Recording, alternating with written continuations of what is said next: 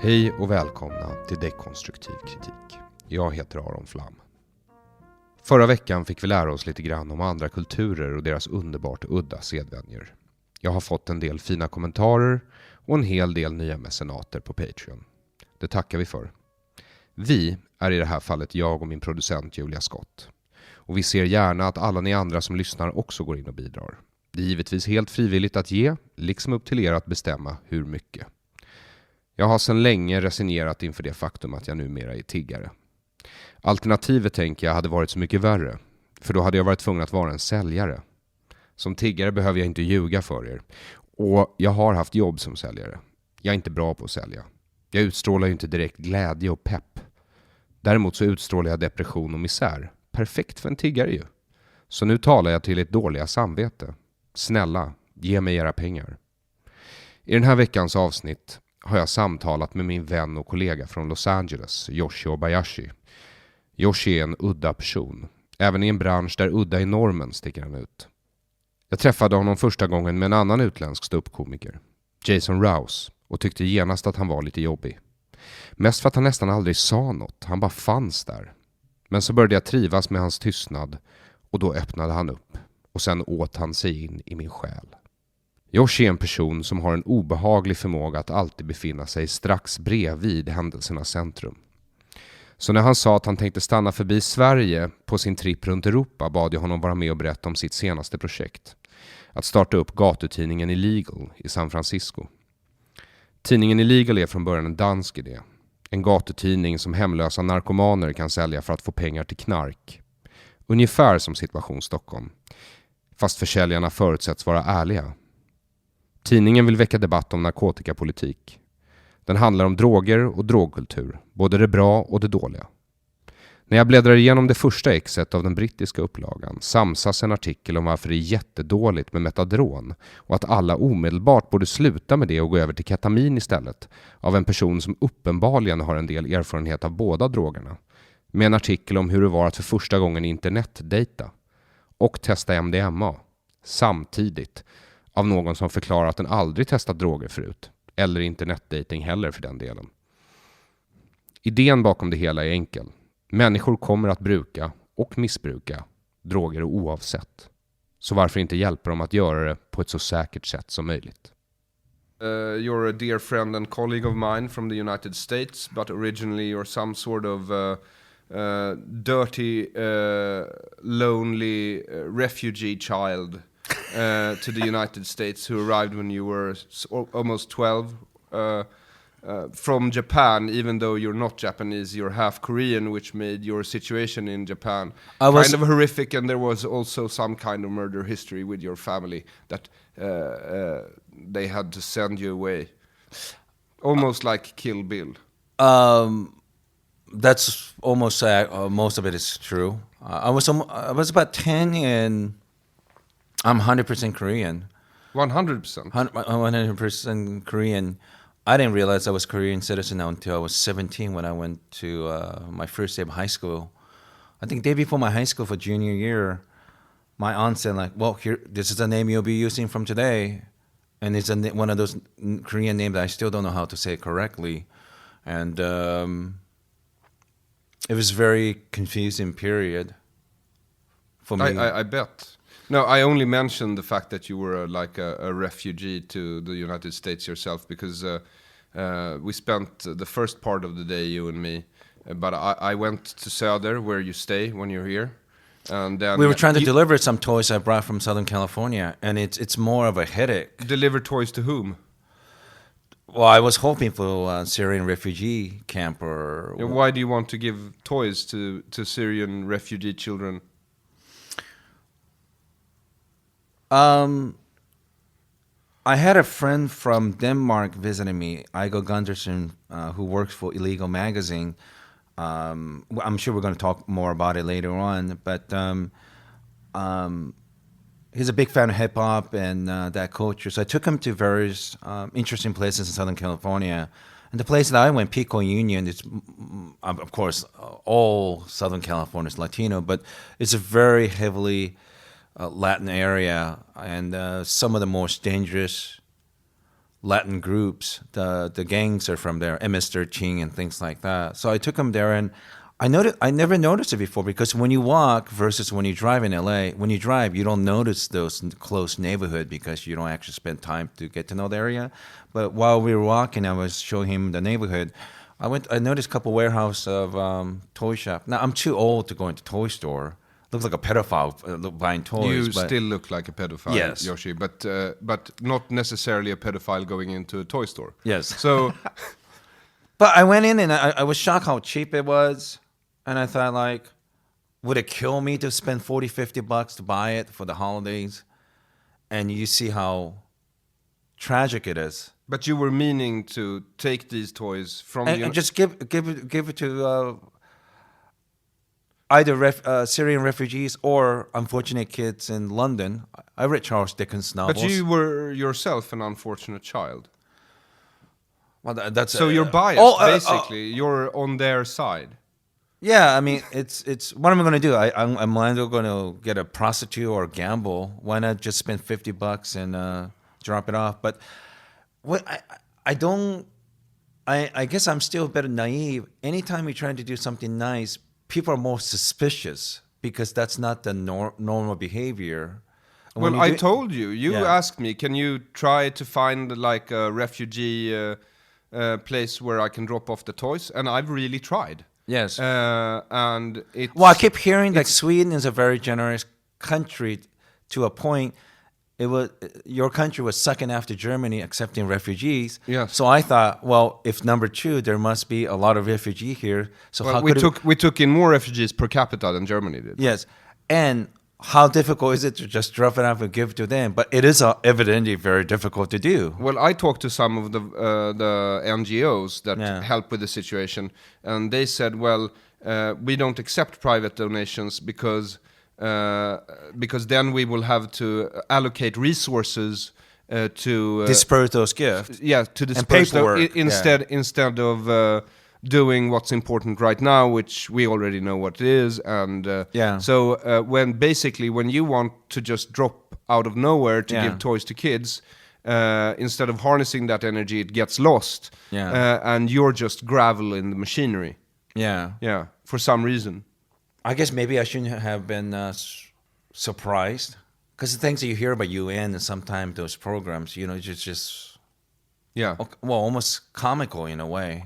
Yeah, there's a bit of money disappearing in the welcoming of refugees here in Sweden in the system. I mean, a place to stay can cost upwards of 40,000 crowns for a person.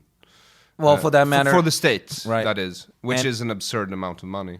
And I've been to Afghanistan in 2012 and 2013, and you meet many expats trying to do a wonderful job, and there are people like that. However, there are also vultures, find opportunity in those places, find a job or create a job that basically not necessarily do any social good, and they just create a job and a money opportunity for them too, Anyway, so far you've failed to deliver toys to Yes. needy children. Yes, that's what. Yeah. You were going to do it in England, but you failed. And you were going to do it here in Sweden, and I failed you. Yes. Yes, I'm sorry about that. Yeah. Yeah, but we had a nice walk around with toys in our hands. And it is a beautiful city. And I was surprised to see the toys you bought, because you bought like muscular wrestlers with weapons that you could give to the boy children. That Perpetuate the toys. violence. Yes, toys that looked exactly like the men who raped and sacked their village. Yes. And to the girls you brought Barbie Barbies dolls, or- impossible sexual ideals that you try to project on children who has escaped sexual slavery. That's very nice. of Horrors you, in Yoshi. 101. Yeah. So I completely failed. Here is a funny thing that I think your comic, and this is a gift of comedy if you happen to be somewhat normal. Even with all this absurdity, I don't want to get too cynical either, because then that sucks life either. So I think the comedy helped us balance cynicism with idealism. I hope, because this is still not going to stop me from doing something like that down the road. My dad used to tell me this story about there was a border. There's a big rock that they were trying to get rid of. Stonemason person show up and bring this iron hammer, and it does it 100 times. On the 100th times, it break the damn thing into pieces, and they could get rid of it. But it wasn't the 100th time that did it. You know what I mean? It was the previous 99 times you're trying to get rid of the problem, right? Yeah. So I'm not going to just stop traveling because I had terrible incident, or I'm going to stop trying to do something good simply because the first 99 times it prevented me from making it happen. You know what I'm saying here? Yes, I think so. Or constant ridicule the way I talk. It's not going to stop me from doing what I want to do, you know. What do you mean constant ridicule about the way I'm not you, but in States, I've had conversation with people. It's usually people that have anything to say. They don't have anything to say, but they would try to have conversation with you by ridiculing the way I talk, you know. Because you sound a teeny bit Asian. Yeah, or it's a part thing, I think, when you know, I think you're aware enough that there's many immigrants to the United States, especially from Soviet Union. I remember in the 80s, these are like people with PhD in physics, physics, chemistry, lawyers, because they couldn't speak English. Some Americans were dismissive of them, but when you spend time and get to know them, these are brilliant people that deserve to be respected. Yeah, and those ridicule will not prevent me from talking in public. That I'm confident of, you know. And we live in a just wonderful era that somebody with modest income, I could still travel the world and meet and talk to people that I want to. That you don't want to talk to. You don't want to keep talking to people that you agreed, you know. Like people that you disagreed, you could still learn something. You know, they might surprise you. No, I talk to people I disagree with all the time. All the time, Yes, you're staying with one of them, Adil Faki. So what do you do nowadays? So this trip you've been to England? I left the United States December 29th, and I'm going home tomorrow, which is a day before Super Bowl, which is America's real true national holiday. So I want to go see that in San Francisco, Santa Clara. So I'm going back tomorrow. But this trip I've been to 11 different countries, and really, which ones? Let's see. I went to UK, Northern Ireland, Sweden, Denmark. Northern Ireland?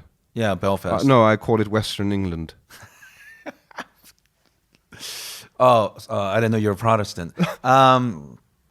Let's see, where else did I go? Germany, Netherlands, France, Belgium, Morocco, UAE. So that's like 11 or 12, I think. Yeah.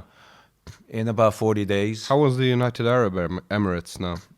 It was fascinating because the first 2 times I went, I was traveling to Afghanistan. I only had layover for 10 to 14 hours each way. And my friend Sam Hosseini, just incredible guy doing amazing work in Afghanistan, has a home there. And it was a superficial visit, but last time I was there for 3 days because my friend Russell Peters was performing. The power in of Afghanistan? Dubai. In Dubai. That makes more sense. And it was great because I did several big podcasts, so it's always surprising when I meet, I don't want to say fan, that's a bit of a strong, but people who are interested in meeting me. And few talents I have, I'm pretty good at networking, meeting people that lead into other interesting experience, you know. So my friend Warren Chan and his friend Jay Kim, they're Americans living in Dubai. They were very incredible, and they showed me around Dubai, and I made pretty good contacts through them. So I'd like to go back. It's a really fascinating place. I never knew that citizens are only 15 to 20% of the population. The rest of it is foreigners.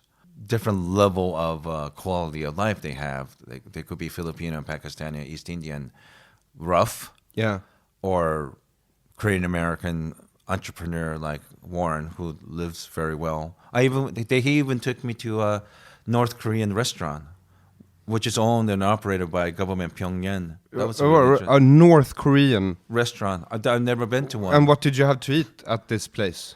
I know there's a lot of joke about not Yeah, having yeah, food. yeah. That's the natural joke, isn't it? That for What did hacks they women, serve? yeah. Starvation? Yeah. The food was excellent, but what they do is a little after 8 p.m., they have this live musical show by these beautiful North Korean girls who happen to be serving food a few minutes before that. They're all smile, beautiful girls, and nothing but smile. Of course, they're crying inside, of course, but and they do this crazy, almost like propaganda musical show.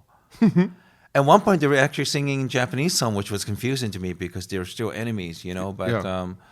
I think it has something to do with because most of the customers were Japanese. They're really fascinated by it, and Japanese have such a short memory when it comes to the terrible things that they did during World War II, and they're hypersensitive of Americans that did them. But I don't think their memory is short. I just think they think they were right. yes, but I cherish those wonderful, sometimes terrifying, sometimes bizarre experience when you travel.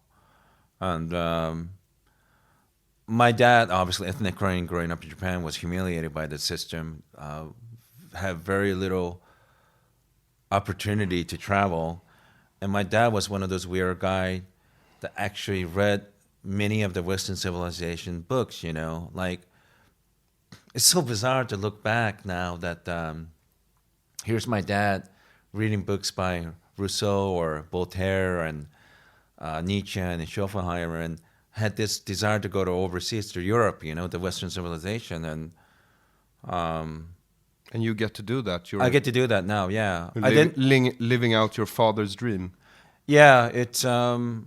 I feel bad for most Americans that they wait until they retire and they plan to travel after retiring, but quite often they're too old to enjoy it, or very sad situation where one of their spouses is dead by the time they were planning to travel. You know? So I have a opposite phobia. I'm always afraid if I don't travel now, I'll never travel. You know, I was illegal for so long. But will you have any money for retirement? No, I won't. No, at all. Nothing at all. So what do you do when you go home now? You're gonna watch the Super Bowl, and then what? What's next on the agenda for Yoshi, career-wise?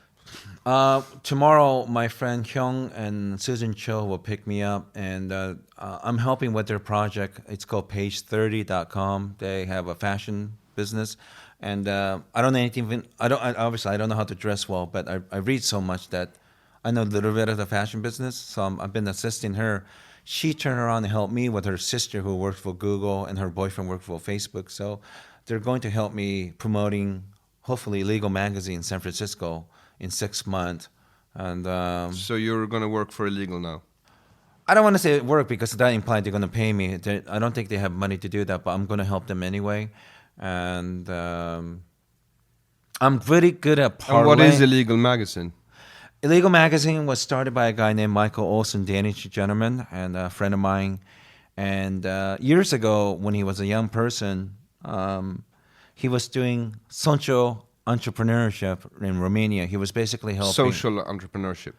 Which sounds oxymoron, but he was helping Romanian homeless kids in Romania. And he did a really good job helping those kids. When he returned to Denmark, if I remember, about 10 years ago, right outside of his apartment, he noticed that there was many used syringes every morning. And he was puzzled by it, and he started talking to drug addicts. Not in an accusatory tone, but he was trying to understand why they do what they do. Because he doesn't have an addictive personality. And they basically told him that they don't have a very safe place to do it.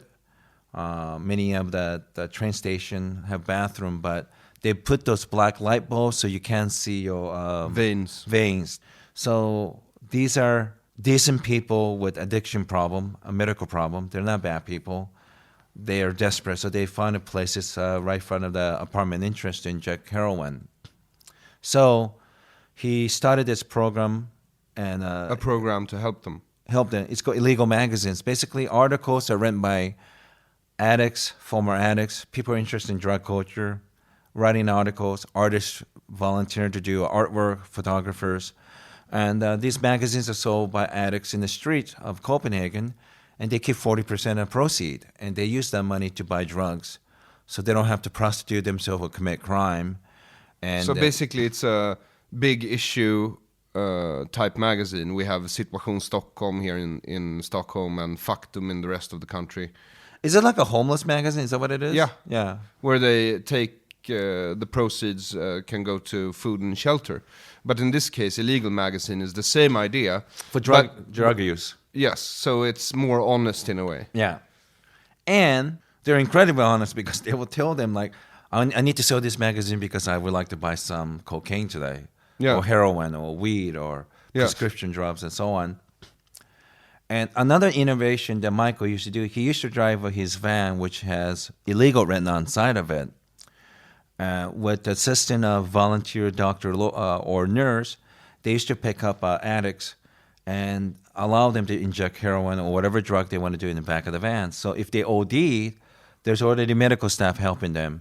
Now, initially, this program annoyed the city government because they have so many different But you know, in Denmark, they already have a program for heroin addicts that they can go and get free heroin from the state and a safe environment to take it in.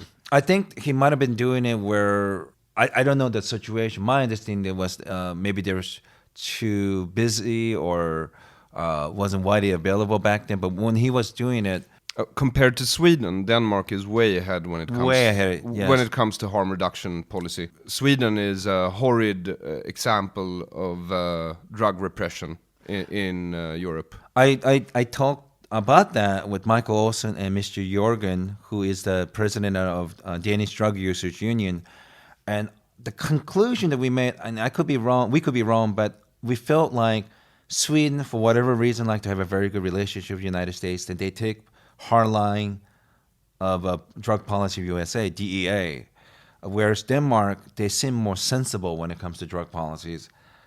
You're partly right. I mean, from the start, this has partly to do with being on good foot with the United States drug policy. But when it comes to Sweden, you know, Swedes are very special in a way that they can take an idea that isn't a real problem in their country and they can turn it into a national religion. Yes. And that's what they did with the drug policy, basically. Yeah. Because when you don't have a religion like Judeo-Christianity, Yes. as you do your country, Then it becomes, you know, social democracy Yeah. or the drug war or radical feminism or anti-immigration, pro-immigration. Sure. Doesn't really matter. So illegal magazine, it's articles about how to take drugs safely. that, but they also put articles that when people hate drug users, they try to be fair about it too. Because one thing you don't want to do is constantly promoting the idea that your readers agreed on. They do sometimes put stuff that against drug policy. You want to give balanced view of the drug use. You know what I mean? It's very hard to do considering that all the mainstream media is not giving a very balanced view. Yeah. Do you think? Well, in the United States might be different nowadays, but here in Sweden it's still very much a media silence, and if you read anything about drugs, it's mostly that drugs are horrible, they will kill you, even if it's just a toke of marijuana. But let me finish about the van thing. So it works so well. Eventually, even the city of Copenhagen, I have to admit, it really works. So instead of acknowledging what Michael Olsen has done for the city of Copenhagen, they just implement the same program for the city and just copied it. So now they have the white vans where you can inject. I don't know if they still have it or not, but it was interesting because I went to Michael Olsen's office and we had a meeting yesterday, and literally maybe a block or 2 blocks away, they're building like $30 million medical facility where you inject drugs now. They just pulled a jiu-jitsu on Michael to steal that program. But that's okay, isn't Yeah, it? and he doesn't care. No. That's the thing. He doesn't care because all he want to do is change a better society for his city, you know. But I find it ironic that it's the same kind of thing that Clinton used to drive Republicans. he would used to take idea the Republican had and take it away. Now Republicans are just angry because they can't go against Clinton anymore because they're following policy that they were trying to promote. For example, welfare reform and NAFTA. Of course, Clinton pulled their political jiu-jitsu and take it away. Well, Clinton's attitude was like, well, you can't be angry now. I'm implementing your policies, idea. and all he's doing is upsetting his own party. But that is a very smart, cold, calculating politic on part of the Clinton. Illegal. It's still sold in Denmark. Yes, and they implement the same program to London. It's doing well. They tried to do it in Berlin, and it failed. There was a problem in Berlin. Why? My understanding that there's different groups that have interest in that area and they didn't want to give up the power issues, you know. So fair enough. And you're going to try and get it started in San Francisco. Yes, I was helping one of the representative, Igor Gunderson, and we were worried that we didn't want to repeat the same thing in Berlin, but that wasn't the case. In fact, they were very supportive of that in San Francisco/Bay Area. So we did a lot of prep work the last 3-4 months, and I did it. So what would you say is the biggest problem use in the San Francisco area? Is it crack, or is it heroin, or is it coke, or is it? I think those drugs are the superficial things that people assume is the case, but I think the biggest one is those legal prescribed drugs, painkillers. Really? Yes, I think that's a game changer for several reasons. The reason why heroin are so popular because heroin is way cheaper opiate compared to say Vicodin and OxyContin. You know, like New York City, I heard like they're like $10 to $15 a pop, whereas heroin's way cheaper, and I think that's why. So what you're telling me is that the state-controlled market can't compete because it's too expensive with the black market. It's very expensive. And the reason why opiate is changing, in my opinion, is going to change next 5 to 10 years is because you know as well as I do, and this is a terrible thing to say, but this is just the reality. When you see group of minority, primarily Latino and especially black kids getting killed in inner city for either overdose or getting killed for drug trade, nobody cares. A lot of people do lip service that they seem to care, but really what people say versus what they do is completely different. Now, when you start seeing middle-class white kids or upper middle-class white kids getting killed for drug trade, or especially when they're buying overdosing, you know goddamn well there's going to be changes because those white parents are not going to watch and not do anything about it. In Washington, D.C., they listen to white parents complaining more so because they actually vote. Yeah. Versus when black people complain and scream and yell. By the way, you know why black people are loud? No. Because that is the only way people are actually going to listen to them quite often. That's racist, Yoshi. Well, that's what black people say too. You know, believe me. It's funny because you know when I used to live here 2 years ago, when the white Swedes tell me, "Don't go to this bus stop or don't get in this subway exit because they're dangerous." I've been to all those places. Yeah. And they're not dangerous at all, for God's sake. I'm from the States. And when I meet black kids in those areas, they're really nice, well-educated, speak 3 or 4 languages. They try to dress like American blacks. You mean here in Sweden? Yeah, they try to dress like a black Americans. They're nothing like a black American, you know what I mean? Like, I'm the black guy in those neighborhoods, you know what I mean? Yes. Like, I've lived in those neighborhoods. But I speak... No, I could say racist things, but like I'm telling mostly because I think honestly what I'm saying is a lot of it is actually really true. So you just want white middle class problematic children to sell your magazine. You're not going to let Latinos or blacks sell. Oh no, I want. I'm joking with you, yeah, of course. Of course, I know you're joking. But only times when real change is going to happen is when white kids start getting hurt. Honestly, you know, because the politicians react to incentive, and those people vote and donate money and time and effort, you know. So you hear these stories, even like places like Martha's Vineyard in Nantucket, which is very exclusive places near I don't know, hour and a half away from Boston.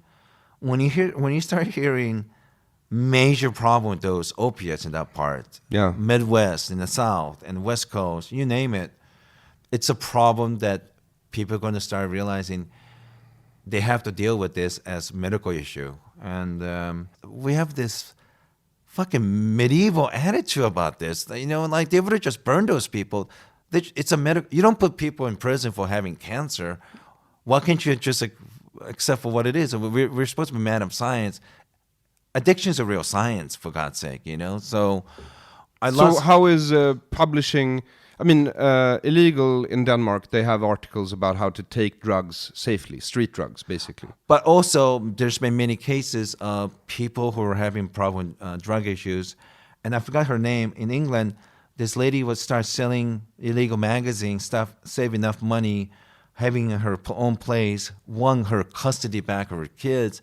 Yes, this is one out of a million stories, I guess, but it definitely helped people like that. And we're also trying to change image. Like if you happen to be one of those lucky people that has no contact with the people with addiction issues or family members, you're very lucky. People just assume these are monsters. Yeah. And the magazines, if you read them, they are personal stories, basically. Personal stories. And but what is the difference between this and... I mean, in Sweden, we have a forum online called Flashback. We have discussion threads, and there's one thread called Trip Reports, where people write down their trip reports. Is it like that? Is that what illegal is going to be, just trip reports? I think that's what they're doing, but although I do not have a very good technical skills, I'm very good at networking and putting myself in this environment, meeting the right people. And I love connecting person A with the person B, that mutually beneficial. And I love doing that. So what I'm trying to do is, prior to that little Syrian boy drowning and drowning and finding the body in the beach, Alan Kurdi. Yes, there was many articles and stories about this just terrible things happening to refugees.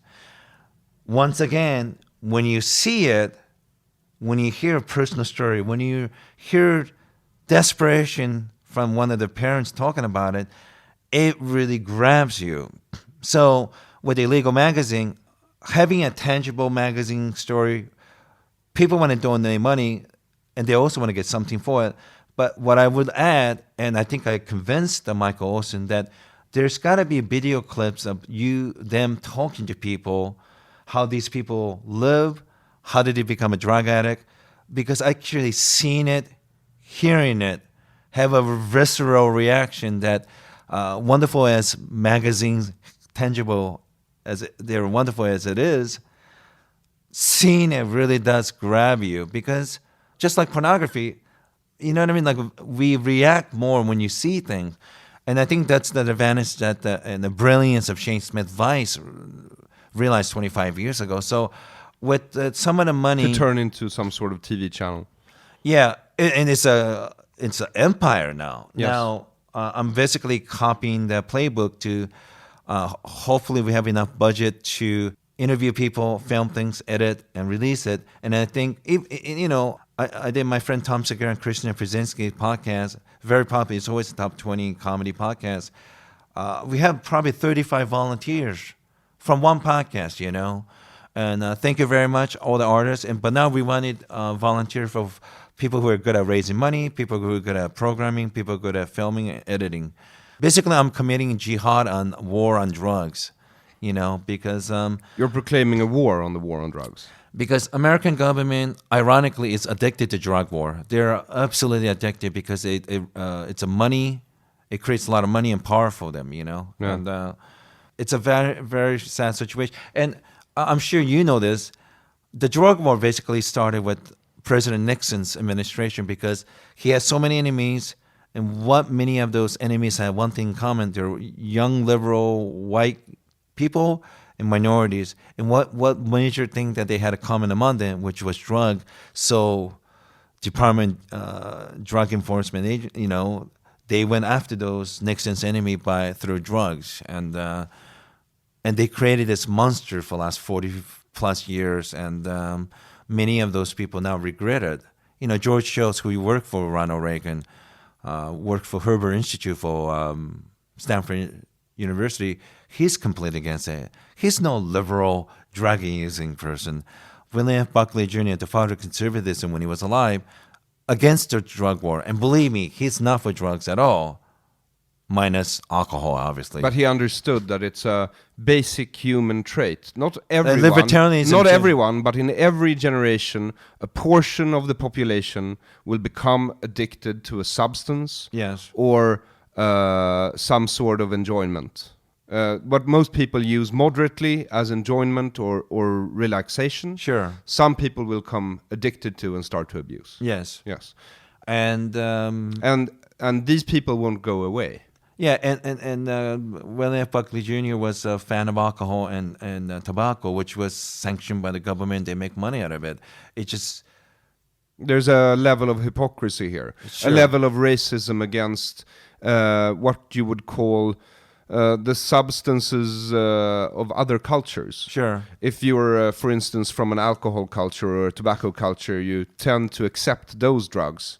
You want to change like the image of people who become addicted to drugs. Yes, I think So we don't view them as disgusting failures of our species, but rather as sick people who might need help. I think they need help medical wise, but I also think I don't want to say propaganda, but I think there's a need for like a bit of a PR offense. I think because I think people who are functionally drug users, they don't have incentive going publicly and say, "Hey, I'm a CEO of this company. My shareholders are very happy. I treat my employees very well."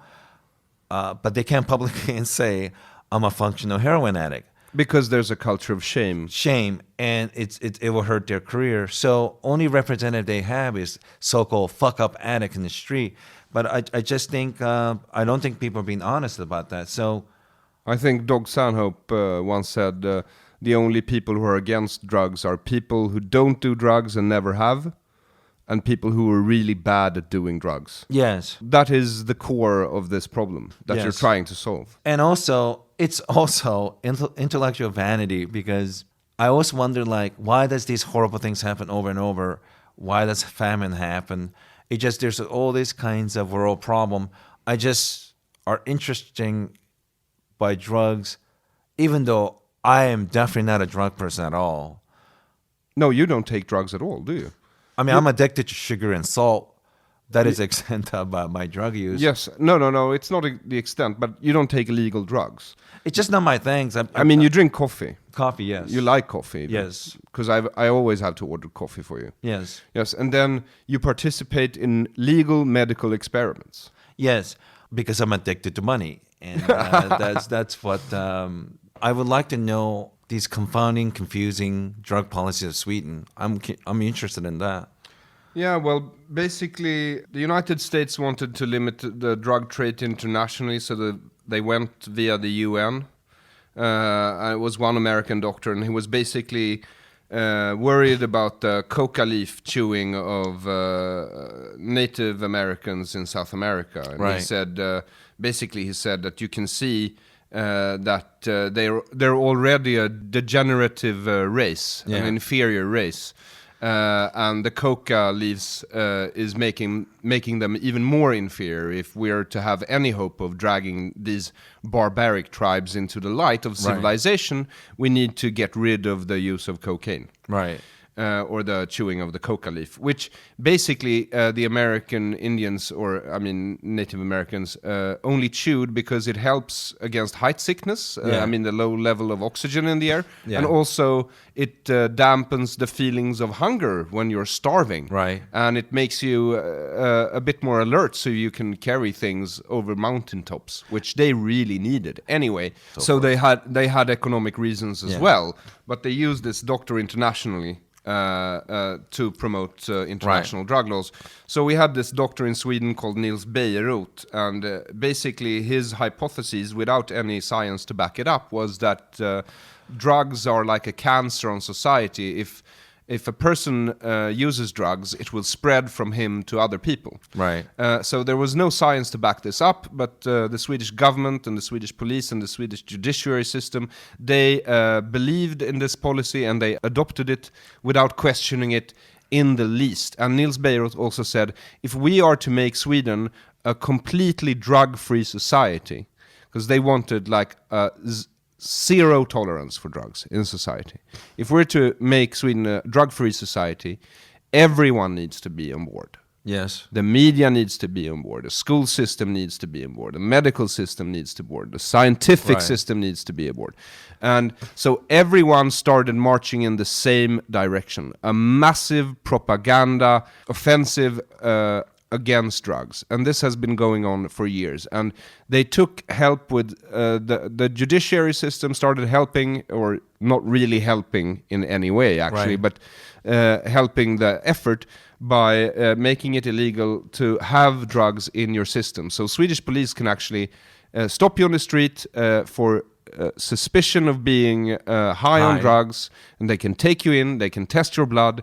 If they're right, if they find anything, you get convicted for drug use. Interesting enough, because UAE and some of those Middle Eastern countries, if they suspect that you're drug users, they can take you out of the lineup when you land, take your blood, and if you happen to be a comedian thinking, I'm going to have last puff before my trip to Middle East, if they find marijuana in your blood, in their eyes, you brought drugs to their countries, and you'll be severely punished for that. So, yeah, Sweden has basically the same policy. Same thing, yeah. So it's us and the United Arab Emirates. That's a comforting thought, isn't it?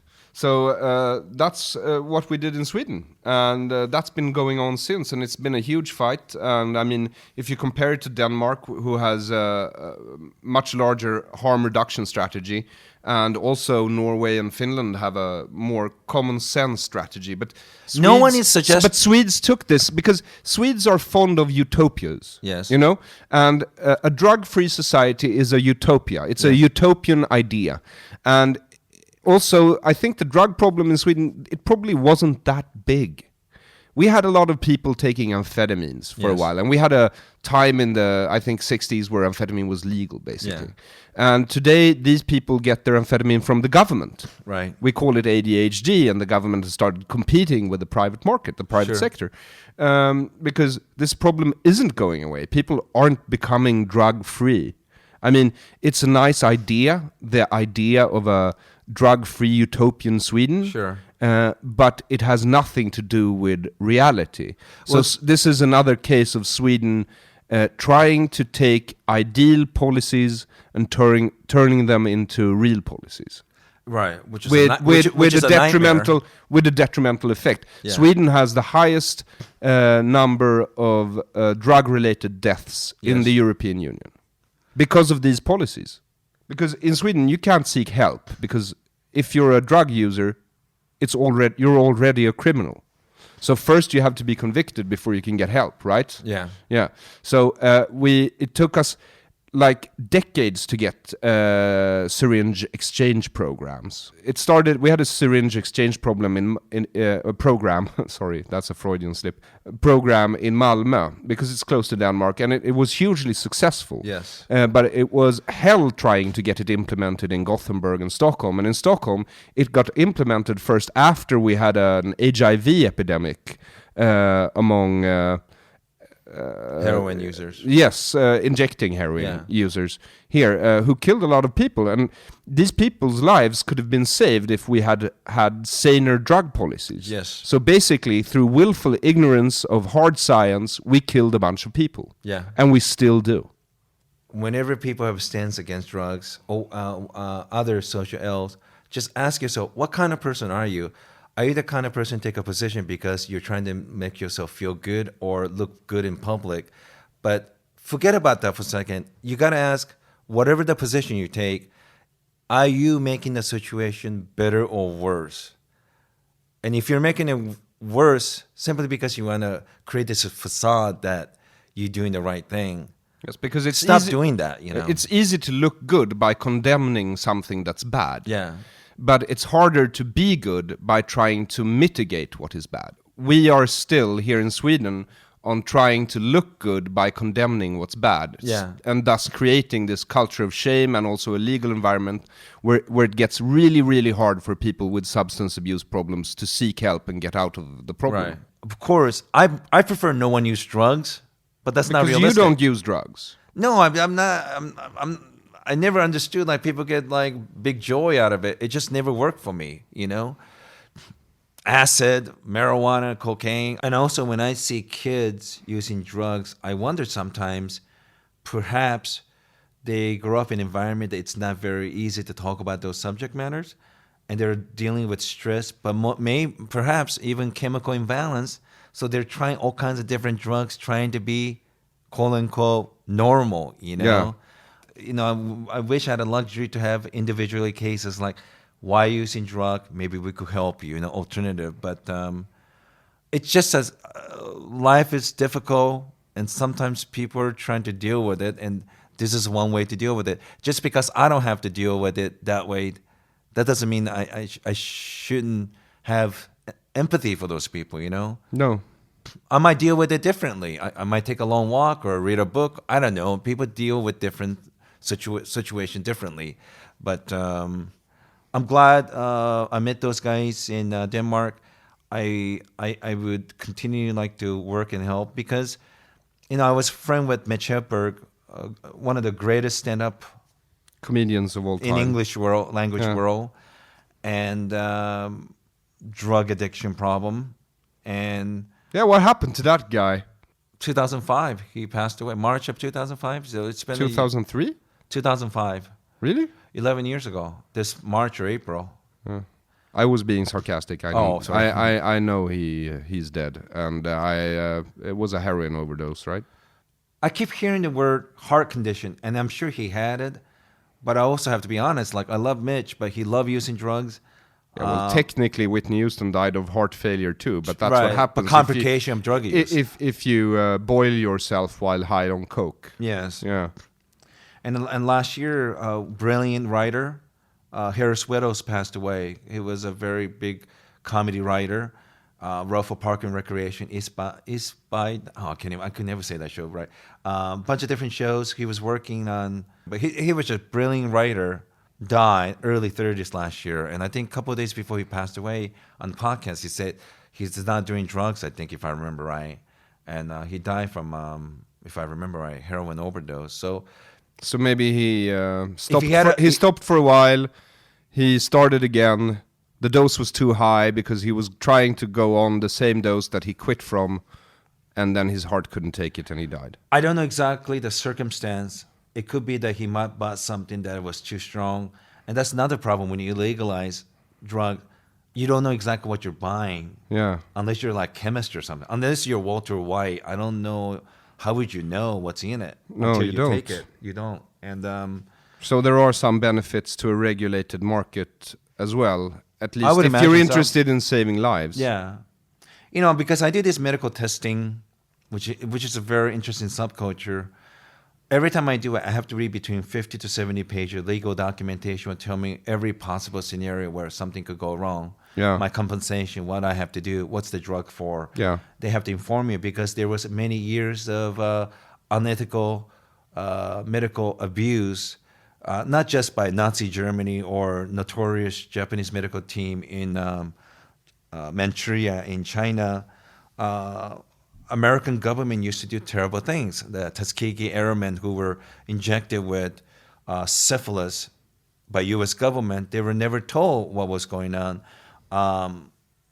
They've been doing these terrible things. So even as early as 20 years ago, Eli Lilly grabbed a bunch of homeless people in Indianapolis and didn't notify exactly what kind of drugs they were using them. They compensate them, but there's a pretty heavy ethical mechanism to try to protect people. So you get to read these documents. I have to read them. before you participate in the experiments. How many experiments have you done now? Oh my God. At this point, probably maybe between 12 to 15. You're sacrificing your body for the service of humanity, and I salute you, Yoshi Obayashi. That's another way of saying, once again, I'm addicted to money. So Yes, but you got to be paid a lot to participate then in these studies. Yeah, I mean, it's an interesting subculture, and what made me appreciate is I really do have a lot of appreciation of going through it. People in medical staff, because what an incredible group of people, doctors and nurses, but also there's a lot of free time because quite often when you take these drugs, you have to stay in medical lab Yeah. hours and weeks at a time. One of the longest one I did was 28 days. What Because like, I noticed that your joints seem to be getting stiffer, and I think maybe there's some clause in one of these contracts where well, I you have can... another plastic pants underneath, so it's kind of hard for me to move in my jeans. But, Okay. There's some type of weird fetish you've picked up where you're... no, it's cold here. Okay. People keep saying, "Why don't you get a job?" Whatever. But the subculture is really interesting to me. I love the drug company from different point of view. I love meeting the medical staff and I have a lot of medical questions for them. But I have so much free time, so I've been picking up a lot of medical knowledge because I go through khanacademy.com. They have a lot of medical video that you could watch. It's interesting. I could ask a lot of questions. Ironically, I'm more healthier than my friends because I do this for a living. In addition to make money on stand-up and other projects I do on the side, I learn more about my body, and I'm healthier than ever. And it gives me opportunity to travel overseas, that is my true addiction out of anything, traveling overseas, meeting people. And I don't necessarily have to even go touristy places. So what you think is that we need to abolish the war on drugs and start a war on travel because people abuse it, like yourselves, get into heavily abusive relationships with traveling around the world? I think, very funny by the way, I consider myself a poor man's ambassador to the world for America, and I like meeting people from different backgrounds, and I like doing even ordinary things like going to grocery store and buying stuff because these are the people I'm never going to see again. But it's just nice to see how regular people live in different parts of the world. So I don't have to go Eiffel Tower when I'm visiting Paris. I'd rather go places that tourists don't go and see how does the regular people live. It's more interesting that way. Thomas Jefferson said that if you really want to understand people, you go into their kitchen, you see a giant pot, put your thumb in there and just grab whatever the food is in there and taste it because you learn more people by the food they eat, that just the regular things that they do is more revealing in my opinion. So even Morocco, half of the time I visited to all those places that you're supposed to go, but I just went to on purpose I get lost just walking in just a regular neighborhood with regular average people living. It's very enjoyable seeing how people live. That's weird. My favorite Thomas Jefferson quote is, no. He said that a lot. Just the word no. No. Yeah. I also quote Einstein saying no quite a lot. So anyway, so now do you have a medical experiment lined up for you when you get back? Tonight I have to call several different companies and see. My friend texted me and said he just applied for one. There might be another one for me, so I'm going to call them tonight because of the time difference, find out. And I'm leaving tomorrow morning, early Saturday morning. I'll get there Saturday afternoon in San Francisco, watch the Super Bowl right by the stadium, go back Monday and have another 2 podcasts to do Monday and start doing stand-up, medical lab. And I got to start working on recruiting people and writing that piece for Illegal Magazine. But I have other interest, and I'm really interested in the clash of Western civilization, I guess. Although I'm not religious, Muslim people are really interesting. That culture is really interesting to me. I would like to plan another trip. Yeah, you told me that you wanted to go to Egypt, even though I tried to deter you. It could be Egypt or Lebanon. I'd be interested in going to Algeria, but I don't know if I could get in. There is an island which is a territory of Iran, but you could go there without a visa. That's the only place in Iran you could go without a visa, and it's a boat ride from Dubai, if I remember right. I'd like to go Oman or Kuwait because my friend live in Dubai and gas is cheap. They could rent a car and go to those places. This year I'd like to go Mexico City because my friend Sarah Jean, who works in Afghanistan, her boyfriend is a Pulitzer-winning New York Times writer, and he's reporting on Mexico. So I'd like to visit Mexico City too. I'm older, but my curiosity is even bigger than when I was younger. You know. Yeah, I can tell. I'm just curious. Like even the things I'm not interested. Like if you're interested in something that I'm not interested, but you're interested in it. Well, I'm curious about it now. You know. Yeah. No, I know. I've known you for quite a few years now. How many years have we known each other? At least 3.5, 4 years. No more. Is that right? Yeah. No, I think it's 7 or 8 years by now. Has it been that long? Yeah. And you haven't gotten a single gray hair. And my hair has turned completely gray. It's like you don't age. It's like you don't age, man. Well, I think losing weight always does that, you know. But I think the key is no matter how terrible sometimes world seems to be, even though statistically world is a better place in terms of number of kids getting killed, giving birth time, malaria, hunger, things that actually better. My curiosity of the world, I still have childlike love for it. Wonder. A childlike sense of wonder. But there's a big difference, isn't it? Most comedians are childish. That I don't want to be. But sometimes I catch myself doing that. I still have problems I need to work on. Anger issues and grudge and tendency to want to have revenge against the people that I don't like. But you mean being human? Yes. You still have certain problems being human. Yeah. Yeah. No, I've noticed certain biological needs myself that I am quite irate with by now.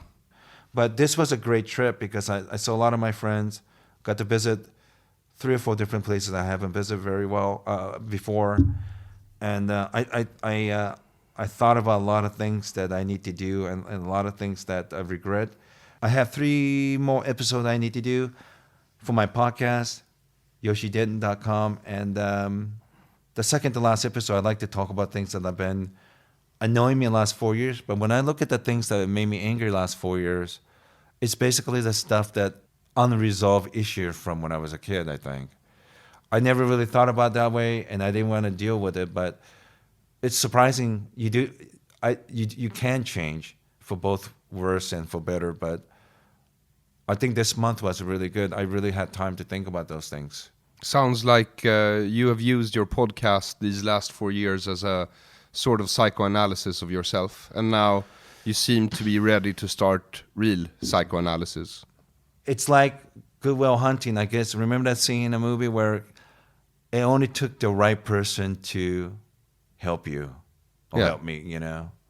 It's not your fault. Yes. It's not your fault, Yoshi. What a fantastic Yoshi, show. it's not your fault. Illegal magazines. I got 3 more episodes of Yoshi Den podcast. I need to raise $5,000 for illegal magazines. We want to have the issue. And Where is it a Kickstarter campaign or? I don't know how to do any of that, so I have to figure out how to do that, or have people at the illegal magazine in Denmark figure that out. We got to raise the money. Around $5,000 would be enough to print maybe between 5 to 10,000 issues. It depends on how much they charge in the States, but the magic number is 5. But I think we need $7,000 just to be safe.